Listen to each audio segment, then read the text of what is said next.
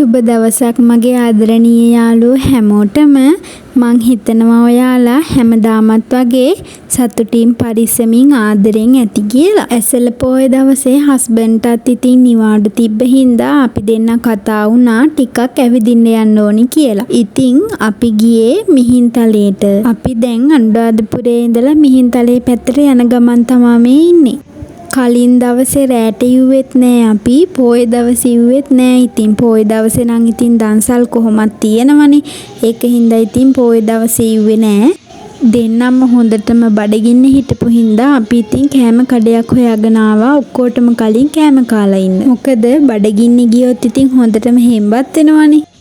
දැන් ඉතින් ඔයාලා හිතනවා ඇති පොය දවසේ දන්සල් තියෙද්දින් කඩෙන් කන්නේ මොකටද කියලා නේද? ඉතින් අපි එනකොට නම් දන්සල් ගොඩාරියක් හම්බුණා. පෝලින් නම් ඉතින් ගොඩාරියක් දිගයි. ඒ පෝලින් වල ඉඳලා කෑම කාලා එනකොට ඉතින් ගොඩක් වෙලා යනවනේ. ඒක හින්දා අපි දෙන්න කඩේකින් රයිස් එකක් කාලා යනවා කියලා හිතලා කෑම කඩේකට ගිහින් ඉතින් අපි දෙන්න කෑවා. කාලා බීලා ඉවර වෙලා ඉතින් අපි දෙන්න ආවා මෙතෙන්ට මිහින්තලේට.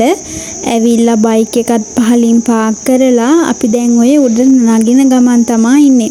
හරිම ලස්සනයි පාර දෙපැත්තේ වටපිටාව කොළ පාටින් පිරීලා හරිම ලස්සනයි.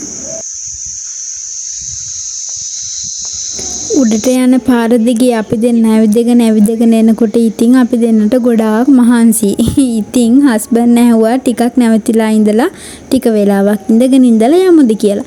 ඉතින් අපි දෙන්න ඔන්න ඔතන ගලක් තියෙනවා. එතනට වෙලා පොඩ්ඩක් වෙලා ඉඳගෙන ඉඳලා ඉතින් ආයෙත් ගියා. අපේ හස්බන්ඩ් දිහා බලපුවාම ඉතින් පේනවනේ කොච්චර මහන්සියද කියලා.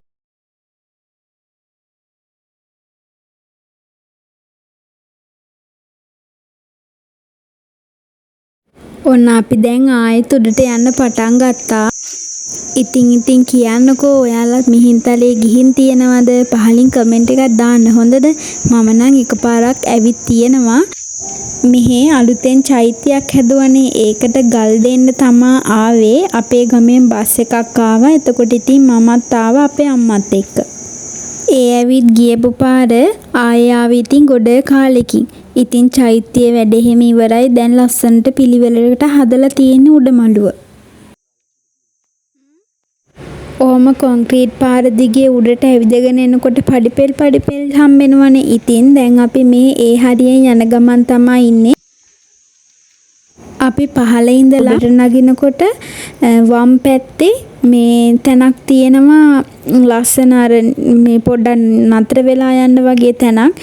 එතනට ගියපුවාම පහළ පේනවා මාරම ලස්සනයි. මම ඔයාලට මේ තියෙන්නේ මෙන්න මෙතන මාරම ලස්සනයි. වටපිටාව කියලා වැඩක් නෑ. ඉතින් ඒ ලස්සන ගැන නම්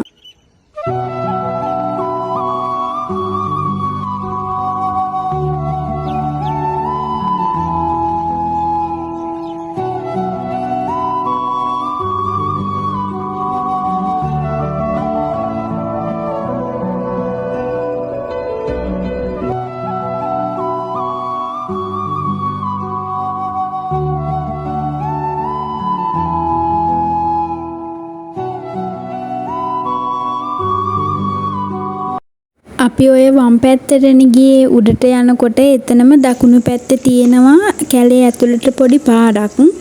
එතන පාර ඒ දිගටම ගියපුවාම නාගපොකුණ කියලා එකක් හම්බෙනවා. මං කලින් එතන බලන්න ගිහින් තිබ්බේ නෑ. එදා තමා ගියේ බලන්න හස්බන්ඩ් එක්ක.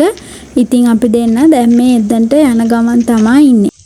නාගපොකුණට යන්න තියෙන පාරත් හරිම ලස්සනයි. දෙපැත්තෙම හොඳටම කැලේ හෙවණයි. හැබැයි ඉතින් උඩට නැග්ගහම නාගපොකුණ තියෙන තැන නම් ටිකක් ඉතින් අවුවයි.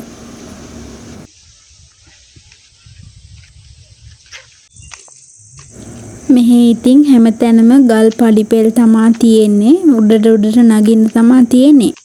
අපි ගෙදරින් එනකොටත් එක පහුවෙලා මට මතක විදිහට කොහොමත් අපි ටිකක් හිතලම පරක්කු වෙලා ආවා. හිතලම කියන්නේ ඉතින් නිවාඩු දවසට හස්බන්ඩ් නැගිටින්නත් ටිකක් පරක්කු වෙනවනේ.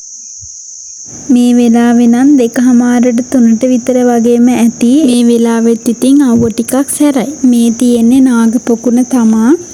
වතුර නම් කොළ පාටට තිබ්බා එතන. අපි ඔතන පඩිපෙළට චූට්ටක් බැස්සා. ඉතින් මේ වතුර නම් අල්ලන්න කරන්න ගියේ නෑ බයයිනේ. කොහොමද දන්නේ නෑනේ. බැයි ඉතින් එහා පැත්තේ පොකුණට බහින තැන නම් ජෝඩුවක් ඉඳගෙන ඉන්නවා දැක්කා. අපි යනකොට නාගපොකුණේ නයි නම් හිටියේ නෑ. ඉබ්බෙක් නම් ඉලිපිලා ඉන්නව දැක්කා. ඔන්න බලන්නකෝ ඔයාලට පේනවද කියලා. දෙන්නත් එක්ක මෙහෙම නිදහසේ යන්න තියෙන ගමන් වලට මම නම් ගොඩාක් කැමතියි. මොකද අපි දෙන්නට ඉතින් අපි දෙන්නගේ පාඩුවේ නිදහසේ යන්න පුළුවන් ඉතින්. ඔන්න ඉබ්බා ඉන්නවා. ඔයාලට පේනවද දන්නේ නැහැ. අපි උඩට ආවා චෛත්‍ය තියෙන තැනට. ගොඩාක් ලස්සනයි මේ උඩට ආවහම වටපිටාව චෛත්‍ය වටේට පේන වටපිටාව මාරම ලස්සනයි. මම ඔයාලට පෙන්නන්නම්කෝ බලන්නකෝ.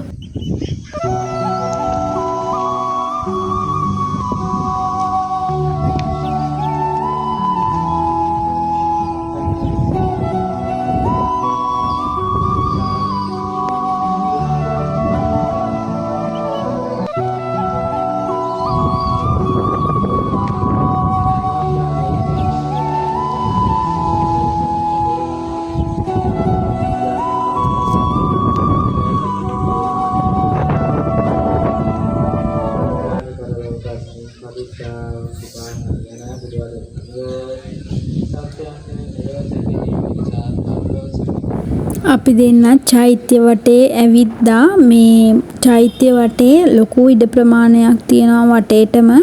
ඒ වටේට ඇවිදිනකොට වටපිටාව නම් කියලා වැඩක් නැහැ. ඉතින් මාරම ලස්සනයි. ඒක ගිහිම බලන්න ඕනේ. ගීපු නැති කෙනෙක් ඉන්නවා නම් ඒ කට්ටියට බලන්නත් එක්ක තමයි ඉතින් අද vlog එකක් කරන්න ඕනේ කියලා මම හිතුවේ. මෙහි ඉතින් වඳුරෝ රිලව් ගෙන්නම් අඩුපාඩුවක් නෑ. ඉතින් හැම තැනම ඉන්නවා. අර නෙළුම් මල් වල අර මේ බට්ටෝ ඉන්නේ අර මැද කැල තියෙන අන්න ඒක මේ උදුරගෙන දුවනවා. ඒවට රණ්ඩුත් වෙනවා.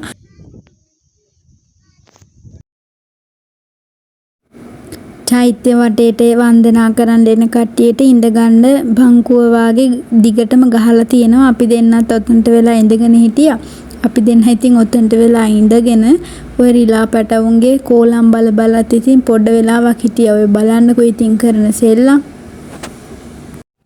හිමින් සැරේ හමන හුළඟත් එක්ක සෑරජානන් වහන්සේ අභියසට විහිදෙන මල් සුවඳ මුළු පරිසරයම නිවාලනවා. ඇසළ පෝය කියන්නේ බුද්ධ චරිතයේ වගේම අපේ සංස්කෘතියේත් මහා ලොකු වෙනසක් වුණු දවසක්නේ. මේ ශාන්ත වටපිටාව දකිද්දින් හිතට දැනෙන ඒ සැනසීම ඇත්තටම වචන වලින් කියන්න අමාරුයි. ඒ තරම්ම සැනසීමක් දැනෙනවා මෙහෙම මේ වගේ තැනක ඉන්නකොට.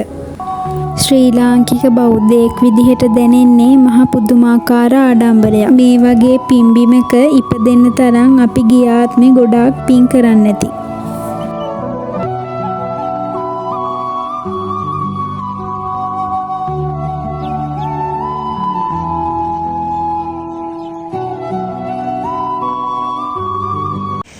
මම නම් අද ගොඩක්ම මිහින්තලේ යමු කිව්වේ අර ගල උඩට නගින්න. කොහෙද ඉතින් අපේ හස්බන්ඩ්ට නගින්න බෑ කිව්වනේ අනේ. මට ඉතින් තරහකුත් ආවා. පන්සල කියලා බැලුවේ නෑ. ඉතින් මං ටික වෙලාවක් යනකම් උරවගෙනත් හිටියා. මං ඉතින් හස්බන්ඩ්ට බැන ඉද්දින් අපේ හස්බන්ඩ් කියනවා හැමදාම ඔහොම තමයිලු කොහේ ගියත් ඉතින් හොඳක් නම් කියන්නේ නෑලු. ආපු එකෙන් වැඩකුත් නෑනේ. ඉතින් ගල උඩට නගින්න නැතෝ. ඒකයි මම ගොඩක්ම ගල උඩට නගින්න යන් කිව්වේ. මං ගොඩක් ආසාවෙන් හිටියේ එතෙන්ට යන්න. මෙයාට ඉතින් බෑ කිව්වනේ. ටික වෙලාවක් ගියාට පස්සේ ඉතින් මං ටිකක් ෂේප් වුණා. නැත්තම් ඉතින් පවුනේ. අපි දැන් මේ පහරට බහින ගමන් තමයි ඉන්නේ. පහරට බහින ගමන් ඉතින් අයිස් එක්කුත් කකා බැස්සේ. මම විතරයි අයිස් කෑවේ. මේ හස්බන්ඩ් නම් අයිස් කන්න බෑ කිව්වා. එයා කොකා කෝලා එකක් ගත්තා තිබහයි කියලා. මම ඉතින් අයිස් එකක් කෑවා. ඉතින් මගේ යාළුවෝ වීඩියෝ එකට පහලින් කමෙන්ට් එකක් දාන්නකෝ පොය දවසේ මොකද කරේ කොහෙද ගියේ කියලා. වීඩියෝ එක ගොඩාක් දිග වෙන හින්දා මම මෙතනින් වීඩියෝ එක නතර කරන්න. අදත් මාව බලන්න ආපු මගේ යාළුවන්ට ගොඩාක් ස්තුතියි. එහෙනම් ඉතින් අපි තවත් වීඩියෝ එකකින් ආයෙත් දවසක හම්බෙමු. එතකන් ඔයාලා සතුටින් පරිස්සමින් ආදරෙන් ඉන්න. බුදු සරණයි.